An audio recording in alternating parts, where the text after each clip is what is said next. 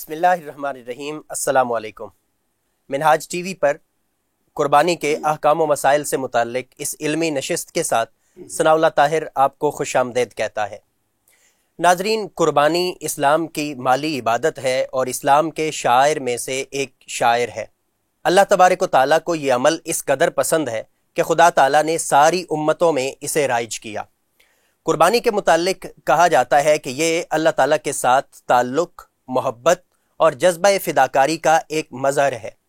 یہی وجہ ہے کہ یہ ساری امتوں میں رائج رہا ہے اور امت مسلمہ میں بھی اللہ تبارک و تعالیٰ نے اسے رائج کیا۔ قربانی جہاں ہماری ایک بہت اہم عبادت ہے، وہیں اس کے ساتھ ہماری معیشت، ہمارا سماج اور ہماری معاشرت بھی جڑی ہوئی ہے۔ جب کسی بھی موضوع پر بہت سارے جو شعبۂ زندگی وہ جڑ جاتے ہیں تو وہاں بے شمار مسائل پیدا ہوتے ہیں۔ تو قربانی سے متعلق بھی بہت سارے مسائل ہمارے ذہنوں میں پیدا ہوتے ہیں اور بعض اوقات بہت سارے مسائل پیدا کیے جاتے ہیں۔ اس لیے ان کی علمی تشفی اور ان کے علمی جوابات جاننا بہت ضروری ہوتا ہے۔ آج کی اس نشست میں ہم قربانی سے متعلق ہی ایسے سوالات کو زیر بحث لائیں گے، اور ان سوالات پر جو سب سے موزوں شخصیت گفتگو کے لیے ہو سکتی تھی ہمارے ساتھ موجود ہیں مفتی اعظم منہاج القرآن، استاذ الاساتذہ مفتی عبدالقیوم خان ہزاروی صاحب۔ آپ سرپرست ہیں دارالافتاء منہاج القرآن کے۔ آئیے گفتگو کا آغاز کرتے ہیں۔ السلام علیکم مفتی صاحب۔ وعلیکم مفتی صاحب، بہت شکریہ آپ کا اس نشست کے لیے وقت دینے کے لیے۔ میرا سب سے پہلا سوال یہ ہے کہ مفتی صاحب، اکثر ہمارے ذہنوں میں یہ خیال آتا ہے کہ قربانی کا شرعی حکم کیا ہے؟ یہ سنت ہے، یہ واجب ہے، یہ مستحب عمل ہے؟ کیونکہ بعض اوقات اس کے بارے میں یہ غلط فہمی پیدا کی جاتی ہے کہ یہ کوئی واجب یا فرض عمل نہیں ہے بلکہ مستحب ہے، کر لیں تو درست ہے، نہ کریں تو کوئی حرج نہیں ہے۔ آپ کیا فرماتے ہیں؟ ہاں، بات یہ ہے کہ پہلے تو یہ ذہن میں رکھ لیں کہ یہ اصطلاحیں جو ہیں یہ فقہا نے بنائی ہیں، جی، یہ اللہ رسول نے نہیں بنائی۔ بے شک۔ اللہ رسول نہیں فرماتے کہ یہ فرض ہے، یہ واجب ہے، یہ مستحب ہے، یہ سنت ہے، یہ فلاں ہے۔ جی، یہ اصطلاحیں فقہا نے بنائی ہیں۔ بے شک۔ لہٰذا مسلمان کے لیے یہ ضروری ہوتا ہے کہ اس کے سامنے جب آ جائے اللہ تعالیٰ کا، اللہ کے نبی پاک صلی اللہ علیہ وسلم کا ارشاد آ جائے، حکم آ جائے، تو وہ پھر آگے اس میں سے کیڑے نہیں نکالتا کہ یہ فرض ہے، واجب ہے، سنت ہے، مستحب ہے، کیا ہے۔ جی، وہ کہتے ہیں بھائی حکم آ گیا ہے۔ قرآن میں آتا ہے اعوذ باللہ من الشیطان الرجیم، ما کان لمؤمن ولا مؤمنۃ اذا قضى اللہ ورسولہ امرا ان یکون لهم الخیرۃ۔ بے شک۔ مسلمان مرد عورت کو اللہ رسول کا حکم جب آ جائے تو کوئی اختیار باقی نہیں رہتا، یعنی ہاں یا نہ، یا اس کو ہم یہ سمجھیں یا یہ سمجھیں، آپ کون ہیں اور میں کون ہوں۔ بس جب حکم آ گیا تو آپ کام کریں۔ اس کی یوں مثال ایک نہیں، ہزاروں روزمرہ کے۔ جی، آپ کے والد صاحب کہتے ہیں پانی پلا دو، یہ امر وجوب کے لیے ہے، یہ مسنون ہے، یہ مستحب ہے، یہ فلاں ہے، بھائی پانی پلا۔ ایسے سوالات نہیں کیے جائیں۔ ایسے سوالات جو ہے نا یہ فضول، آپ بیہودہ باتیں کر رہے ہیں، نہ کریں آپ۔ تو اللہ تعالیٰ نے جب کہا فَصَلِّ لِرَبِّكَ وَانْحَرْ، کہ میرے محبوب آپ اپنے رب کے لیے نماز پڑھیں اور قربانی دیں۔ جی، اور قرآن پاک کے اندر سورہ حج کے اندر بڑی تفصیل کے ساتھ قربانی کے احکام آئے ہیں۔ ہم نے ہر دین کے اندر، ہر ملت کے اندر، ہم نے ہر امت کے اندر یہ قربانی رکھی ہے۔ بس جب یہ کہہ دیا، اس کے ساتھ کہیں کسی کتاب کے اندر یہ تو نہیں اللہ نے فرمایا یا اللہ کے نبی پاک صلی اللہ علیہ وسلم نے کہ یہ لہذا واجب ہو گئی، یہ فرض ہو گئی، یہ فلاں ہو گئی۔ اللہ رسول کا حکم آ گیا، ہاں سر تسلیم خم کریں۔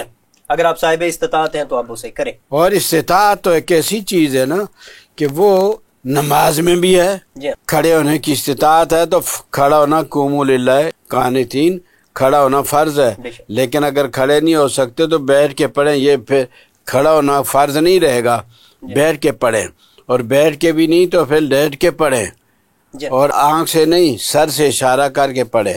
اگر آپ رکوع سجود بھی نہیں کر سکتے تو یہ کریں بس۔ اب رعایتیں ہیں، یہ استطاعت ہے، آپ حج کریں گے، آپ کے پاس استطاعت ہے، جی، پیچھے جو زیر دست آپ کے جو ہیں اہل خانہ، گھر والے، بچے وغیرہ، تو ان کا خرچہ بھی آپ کے ذمہ ہے۔ تو کیا آپ حج کے لیے جائیں گے تو ان کو خرچہ بندوبست ہے، وہ آپ کی ذمہ داری ہوگی۔ اسی طرح سے آپ کو راستہ ملنا چاہیے امن والا، کوئی راستے میں کوئی جنگ تو نہیں ہو رہی، جی، یا کوئی اس قسم کے خطرات تو نہیں ہیں، تو یہ تو ہر چیز کے اندر استطاعت شرط ہے. اب نماز کے اندر بھی اگر وہ بھی استطاعت نہیں ہے، نماز گئی، اب وہ فرض نہیں رہی، ختم ہو گئی.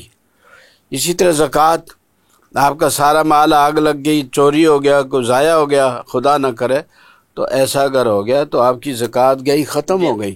اسی طرح روزہ ہے، اس میں بھی استطاعت ہے، اس میں تو خود اللہ تعالیٰ نے شرطیں بتا دی. من کانا منکم مریضا وعلی سفر. تو لہذا ہر چیز کے اندر استطاعت، ہر فرض، یہاں تک کہ لا الہ الا اللہ محمد الرسول اللہ، یہ کلمہ جس کے اوپر ہمارے ایمان کا دار و مدار ہے، اس میں بھی استطاعت ضروری ہے.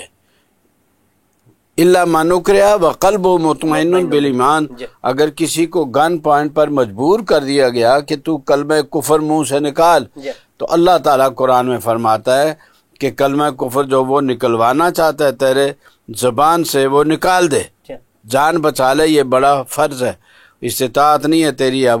لیکن قلب و مطمئن بالایمان، دل سے انکار نہیں کرنا. اوپر سے جو وہ کہتا ہے کہ اللہ کا بیٹا ہے، ہاں جی اللہ کا بیٹا ہے، بیٹیاں ہیں، چلو جی بیٹیاں ہیں، اللہ کے ساتھ بہت سارے شریک اور بھی ہیں، ہاں جی بہت سارے ہیں، لیکن دل میں دل میں آپ کے نہیں ہونا چاہیے. دل میں اطمینان ہونا چاہیے کہ یہ جو کہتا ہے شیطانی باتیں ہیں اور میں نے جان کو بچانا ہے. تو جان بچانے کے لیے میں نے یہ سارے کلمات کفریہ جو ہے وہ اب کفریہ نہیں رہے میرے حق میں، وہ عین ایمان بن گئے. اپنی جان بچانا سب سے بڑا فرض ہے. تو یہ بڑے فرض کے اوپر یہ فرائض سارے قربان.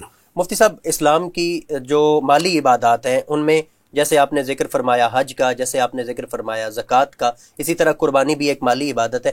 تو حج اور قربانی کے ساتھ خاص طور پر زکوٰۃ جو ہے اس کا نصاب بڑا کلیئر کٹ ہمیں معلوم ہے کہ 52.5 تولے چاندی ہے، 7.5 تولے سونا ہے یا اس کے برابر پیسے ہیں، تو اب آپ پر زکوٰۃ فرض ہوگی. کیا قربانی کے لیے بھی ایسا کوئی نصاب ہے؟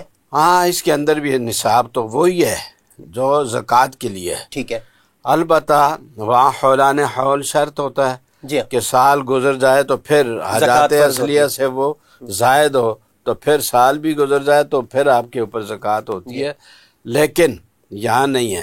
یہاں تو اگر آپ کو عید والے دن بھی صاحب نصاب آپ ہو گئے، پہلے نہیں تھے، تو آپ دیں، قربانی دیں. مفتی صاحب یہاں پر تھوڑی سی ایک وضاحت چاہیے.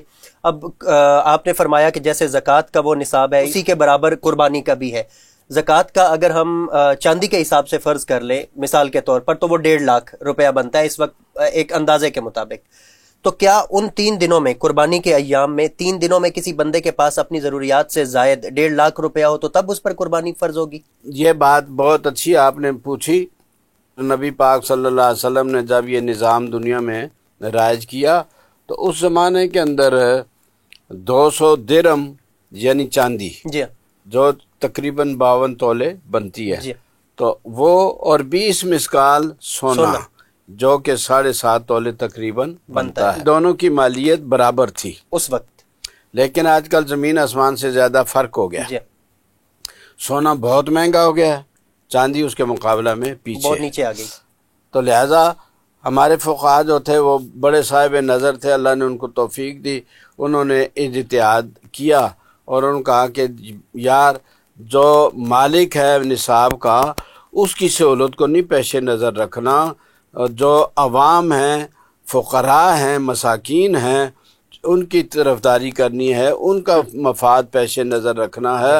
لہذا انفع الفقراء کون سا ہے؟ جو غریبوں کے لیے، مسکینوں کے لیے، یتیموں کے لیے، بیواؤں کے لیے بنتا ہے. اب ایک نصاب بنائیں اور دیکھیں کہ اس کی کتنی زکوٰۃ بنتی ہے. دوسرا نصاب بنائیں، کنورٹ کریں آپ سارے مال تجارت کو، جو کچھ آپ کے پاس ہے تو اس کو کنورٹ کریں سونے کے نصاب سے، پھر کریں چاندی کے، اور اس کے اندر پھر دیکھیں کہ فقراء کا فائدہ کہاں سے آتا ہے. فقراء اپنا نہیں، فقراء کا دیکھنا ہے، ان کا جو فائدہ ہے اس نصاب کو لے لیں بس. ٹھیک ہے. تو مفتی صاحب اب جب ہم قربانی کی بات کریں گے تو اب نصاب وہی چاندی کے حساب سے لیں گے، اور بندے کے پاس پیسے، جو اصل میرا سوال تھا، وہ 1.5 لاکھ روپیہ مثال کے طور پر ہو اپنی ضروریات سے زائد، تو تب اس پر قربانی واجب ہوگی؟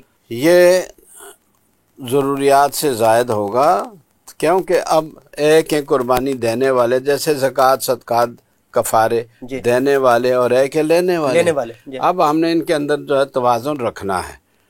تو ان کا بھی کام بنے اور ان کا بھی خیال ہو جائے. ٹھیک ہے. تو اس لیے ہم جو وہ کریں گے تو اس کے اندر زیادہ خیال جو ہے وہ انفع للفقراء، اس اصول کو نہیں چھوڑیں گے. ٹھیک ہے، یعنی اگر ضروری نہیں ہے کہ اس کے پاس اس زکوٰۃ والے نصاب کے برابر پیسے ہوں، اس سے کم بھی ہوں اور وہ خرچ کر سکتا ہو، قربانی دے سکتا ہو تو وہ دے گا. وہ دے سکتا ہے. ٹھیک ہے. کیا مقروض اس پر قرض ہے جس کو وہ قسطوں میں ادا کر رہا ہے، لیکن اس کے ساتھ وہ اپنے بجٹ میں سے قربانی کے پیسے نکال سکتا ہے، تو کیا اس پر قربانی ہوگی؟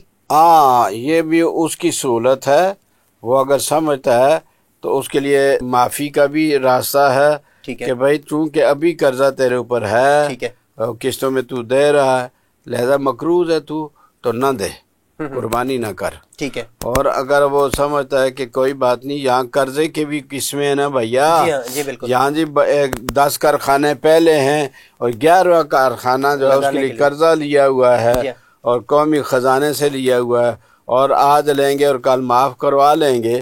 تو یہ یہاں تو لوٹ مار کا بازار گرم ہے. بالکل. اس لیے وہ قرضہ جو ہے وہ کس نوعیت کا ہے؟ قرضہ ہوتا ہے جو کہ اپنی ضروریات کے لیے، گھر کی ضروریات کے لیے، اور نان نفقہ اور بچوں کا خرچہ اور یہ تعلیم، علاج، مکان گر گیا وہ بنانے کے لیے، یا اس طرح تو کی ایک قرضہ تو وہ ہوتا ہے. اور ایک دوسرا قرضہ یہ ہے کہ 2 کارخانے آگے ہیں، تیسرا کارخانہ بھی لگانا ہے. ظاہر ہے اس پہ تو وہ حکم، اس کا سوال ہی نہیں ہے، وہ نہیں ہوگا. تو سوال ہی اس کا تھا. اچھا مفتی صاحب، بعض اوقات یہ ہوتا ہے کہ خواتین ہیں عام طور پر گھروں میں، ان کے پاس بیوہ مثال کے طور پر ایک خاتون ہے، سونا ہے اس کے پاس 10 تولے اس سے بھی زیادہ، لیکن پیسے نہیں ہیں، تو کیا پیسے نہیں ہیں؟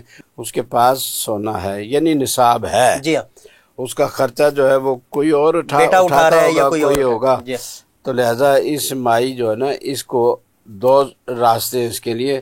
ایک تو یہ کہ سونا جو ہے اتنی مقدار میں اس کے گھر میں ہے، تو اس کو بجائے اس کے کہ کوٹ کے رکھے، اس کو چاہیے کہ اس کو انویسٹمنٹ کرے. ٹھیک ہے. اور اس کو کاروبار میں لگائے. ٹھیک ہے. لیکن آج کل بڑی مصیبت یہ بھی ہے کہ کاروبار میں عورتیں کم جاتی ہیں. جی. اور وہ کسی اور کے حوالے کریں گی. اور اس دور کے اندر بڑی بدنصیبی کی بات یہ ہے انسانوں کے لیے کہ بھائی کے اوپر اعتبار نہیں ہے، بیٹے پر اعتبار نہیں ہے. ہمارے بستیوں کے اندر کتنی مثالیں ہیں، کتنی مثالیں ہیں کہ بیٹا جو ہے وہ کھا گیا، باپ کھا گیا، بھائی کھا گیا. تو لہذا اب وہ کیا کرے؟ 2 ہی صورتیں ہیں، یا تو خود کاروبار کرے، للرجال نصیب مما اکتسبوا وللنساء نصیب مما اکتسبنا، کہ عورتیں جو کمائیں ان کا ہے اور جو مرد کمائیں ان کا ہے. تو اب یہ ایک تو صورت یہ ہے کہ یہ خود کاروبار کریں. خدیجہ بیوی نہیں کرتی تھی، ام المومنین، بہت بڑی تاجرہ تھی، اور حضور نے ان کو کبھی منع تو نہیں کیا شادی کے بعد بھی. تو یا تو خود کاروبار کرے، اور اگلی صورت یہ ہے کہ وہ کسی ایسی کمپنی میں انویسٹ کرے جس کی ضمانت ہو کہ یہ کمپنی بھاگ نہیں جائے گی، اس کی رقم جو ہے ضائع نہیں ہو جائے گی.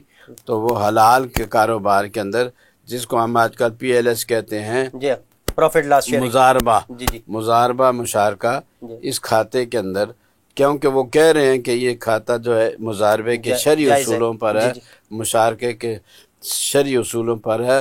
تو لہذا ہم ان پر اعتماد کریں گے. جیسے ہم گوشت لیتے ہیں، اب پتنی وہ حلال ہے، حرام ہے، لیکن ہم تو اعتبار کی بات ہے، ہم کیا کریں؟ بالکل. اور ہمارے پاس چارہ نہیں ہے. تو یہ کھانے کے اندر جو ہے، ہر چیز کے اندر جو ہے 2 نمبری آ گئی ہے، بے ایمانی آ گئی ہے، اور حوث نے ٹکڑے ٹکڑے کر دیا ہے نوع انسان کو. تو انسان جو ہے ٹکڑے ٹکڑے ہو گیا ہے، کوئی ظالم کوئی مظلوم، الگ الگ ہو گئے. اچھا مفتی صاحب، جانور خریدنے کی یا قربانی کی خریداری کے حوالے سے کچھ سوالات ہیں. مثال کے طور پر ایک بندہ جاتا ہے، اس کی نیت یہ ہے کہ ایک بڑا جانور ہے، اس نے خود ہی خریدنا ہے اور وہ سارا وہ اپنی طرف سے ہی قربان کرے گا اللہ کی بارگاہ میں، لیکن بعد میں اس کے حالات ویسے نہیں رہتے اور اس کو دیگر افراد کو شامل کرنا پڑتا ہے. تو کیا اب جب اس نے کیونکہ پہلے نیت بنائی ہوئی تھی، تو کیا وہ سارے کا سارا جانور قربان کرنا اس پر ضروری ہو گیا ہے؟ نہ، کوئی ضروری نہیں ہے. حالات کے ساتھ ساتھ احکام بدلتے ہیں. ٹھیک ہے. لہذا اس کے حالات جو اب وہ پورا جانور نہیں کر سکتا تو شیئر کر لے، لیکن 2 باتوں کا خیال رکھے. ٹھیک ہے. پہلی بات تو یہ کہ اس کے جو شیئر ہولڈر ہوں گے ان میں سے سارے جو ہیں وہ مسلمان ہونے چاہیے، صحیح العقیدہ لوگ ہونے چاہیے، ٹھیک ہے، ان میں کوئی غیر مسلم نہیں ہونا چاہیے۔ دوسری بات یہ خیال کرنا چاہیے کہ 7 بڑے جانور جو ہوتے ہیں، اونٹ ہو گیا، بھینس ہو گئی، گائے ہو گئی، بیل ہو گیا، ان کے اندر 7 تک ہوتے ہیں شریک بندے، جی 7 حصے ہو سکتے جی ہیں، بالکل، تو 7ویں حصے سے کم نہ ہو، یہ بہت ضروری ہے، ٹھیک ہے، یعنی 7 حصے کرے، ان میں کوئی ایسا جو ہے وہ کم نہ ہو۔ ٹھیک ہے، یہ نہیں ہے کہ آپ یہ کہیں کہ آدھے تو پیسے ڈال دے، آدھے میں، اور 7واں حصہ جو ہم دونوں شریک تقسیم ہو کر جاتے لیتے ہیں، ہیں، جی ہاں، یہ نہیں ہوگا۔ کہ بعض اوقات یہ ہوتا ہے کہ ایک انسان نے جانور قربانی کے لیے خریدا، لیکن کسی وجہ سے وہ مر گیا، ضائع ہو گیا، قربانی والے دن تک نہیں پہنچ سکا، تو اس صورت میں مفتی صاحب اس پر پھر لازم ہو جاتا ہے کہ وہ دوسرا جانور خریدے اور قربان کرے؟ ہاں، اگر اس کے پاس ہے استطاعت تو اس کو چاہیے دوسرا کرے۔ یہ تو اس کے جذبات بھی ایسے ہی ہوں گے نا، کیونکہ ایک تو اس کے جذبات کو ٹھیس لگے گی جی کہ میری قربانی شاید اللہ کو منظور نہ تھی، تو لہذا اس کا ازالہ کرے، جی اور پھر اس کے پاس اگر پیسے بھی ہیں اور کوئی مسئلہ نہیں خرید تو سکتا ہے، پھر اس کو بڑی خوش دلی کے ساتھ ایک جانور اور خرید کر وہ کرنا چاہیے۔ ٹھیک ہے۔ مفتی صاحب ایک اور چیز ہوتی ہے کہ قربانی بعض اوقات ایک شخص قربانی میں شامل ہو رہا ہوتا ہے، اب وہ اس پر واجب نہیں ہے قربانی، یعنی وہ مقروض ہے جیسے آپ نے پہلے فرمایا، یا اس کو کوئی اور مسئلہ ہے، واجب نہیں ہے، نفلی قربانی وہ کر رہا ہے، اس کی طرف سے نفل، تو کیا واجب قربانی کے بڑے جانور کے ساتھ واجب والے اور نفل والے اکٹھے ہو سکتے ہیں بڑے جانور میں؟ ہاں، یہ بہت اچھی بات آپ نے کی، واجب، نفل، ایک اور میں اضافہ کرتا ہوں، عقیقہ۔ جی جی آپ کے بچوں کا عقیقہ ہے تو 2 بچے مثلاً تو ان کے آپ نے کرنے ہیں، تو وہ عقیقہ بھی اس میں آپ شامل کر سکتے ہیں، ٹھیک ہے، تو یہ جائز ہے۔ جائز ہے، کوئی حرج نہیں ہے، لیکن مفتی صاحب عقیقہ کا تو رسول اللہ صلی اللہ علیہ وآلہ وسلم نے صرف چھوٹے جانور بکرا اور بکری، نہ نہ نہ، ہاں ہاں وہ بالکل ان کا یہی حکم ہے جو قربانی کا ہے، جی۔ ٹھیک ہے، اچھا، یعنی کہ اگر آپ نے بیل لیا ہے، گائے لی، بیل لی، یا کوئی آپ نے بھینس لیا یا اونٹ لیا، جی جی تو 7 جیسے قربانی کے اس میں ہو سکتے ہیں، اس سے اسی طرح سے 7 بچے آپ کے جو ہیں ان 7 بچوں کی طرف سے اکٹھے ہی کر لو، ہو سکتا ہے، ٹھیک ہے، ہاں، نہیں تو ان میں سے کوئی بیٹے ہوں گے، کچھ بیٹی ہوں گی، جی جی تو بیٹوں کا دگنا کر دیں اور بیٹیوں کا سنگل کر دیں۔ لوگ کسی شخص کو قربانی میں شریک کرتے ہوئے ہچکچاتے ہیں کہ جی اس کی کمائی مشکوک ہے، ہمیں نہیں پتا حلال ہے حرام ہے، اس طرح کے مسائل ہوتے ہیں، تو مفتی صاحب کیا ایسے کوئی ڈسکریمنیشن، کوئی امتیاز رکھنا یہ درست ہے؟ بالکل درست ہے، یہ اچھا ہے، یعنی یہ بالکل ایسی مثال ہے جیسے کہ آپ کے پاس کھانے کے لیے، پینے کے لیے، وضو کے لیے، طہارت کے لیے پانی ہے، لیکن اس میں مشکوک پانی جو ہے تو اس کو آپ کیوں مکس کرتے ہیں؟ ٹھیک ہے، نہ کریں بس۔ اللہ صاف ستھرا ہے اور اللہ تعالیٰ صاف ستھری چیز کو ہی قبول کرتا ہے۔ مفتی صاحب ایک اور مسئلہ ہمیشہ ہر سال تقریباً اچھالا جاتا ہے، یہ بھینس کی قربانی کا مسئلہ، کیا بھینس کی قربانی درست ہے؟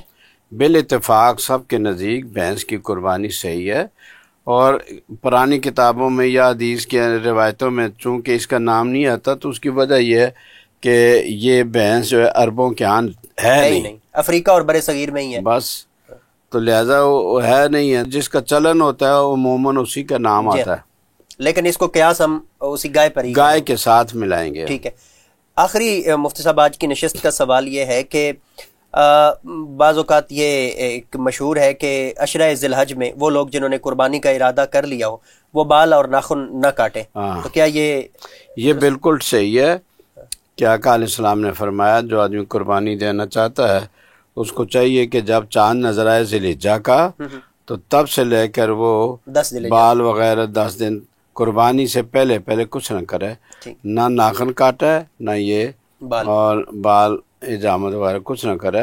یہ ایک مشابہت پیدا کرنا ہے ان حاجیوں کے ساتھ جو وہاں حج کے اندر یہ چیزیں، ان کا عمل یہ ہے، بے شک، تو آپ ان سے قربانی بھی دے کے تو مناسبت پیدا کر رہے ہیں، اور اسی طرح سے یہ چیزیں جو ان کی کر کے تو آپ ان کے ساتھ ایک مناسبت مناسبت پیدا ہوتی ہے۔